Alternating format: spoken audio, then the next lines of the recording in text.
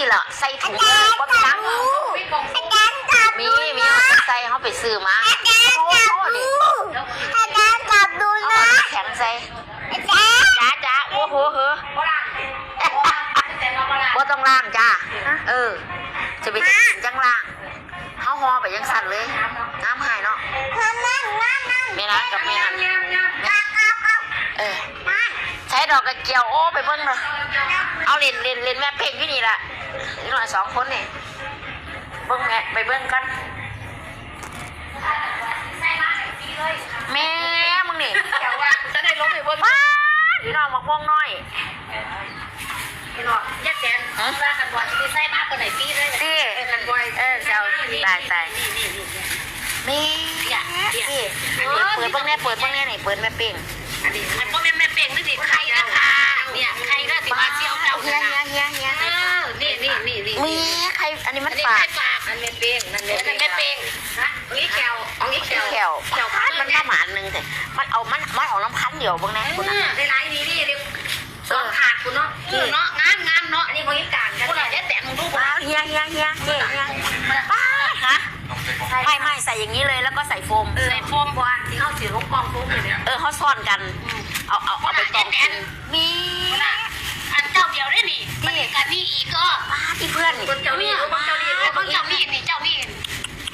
โอ้เป็นเพื่อนมันเลยปะเนี่ยยัดแสนอันนี้ใครฝาก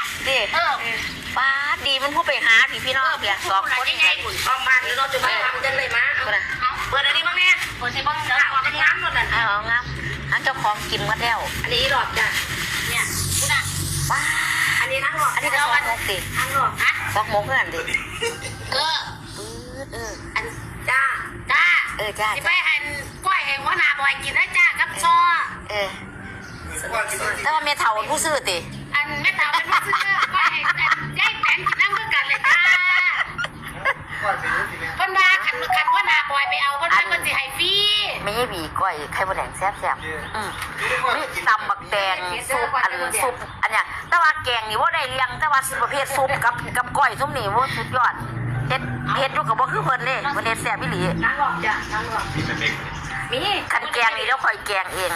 ใครฝากอันนี้ใครฝากคนอันนึงนี่เป้งเพราะอันนี้เป้งอันแม่เป้งจะไปให้แม่หนูดอกกันต้นมาจากจะไปอีแม่หัวไม่ไหมให้แล้วเจ้าดีเลยค่ะแกมึงเนี่ยไปกับบอกเอาว่าเดี๋ยวออกบ้านสั้นวังเนี้ยแล้วเดี๋ยวออกบ้านสั้นมันกันไปเอาเลยเป็นเปลี่ยนได้แต่สุดยอดมากค่ะคนน่ะเพื่อนบ้านโศกเพื่อนแขวเพื่อนถ้าเป็นสาวเพื่อนนั่นกันคุณเมื่อไงเขาให้ซื้อพี่น้องดีพวกนี้หาขนมมาฝากมันเข้าไปกรุงเทพเขาหาแนวมาฝากมันบ่หน่อยดิเขายังอยากจะบ่มีน้ำฝากเนาะอันแม่ติ๋มมันนั่งหาได้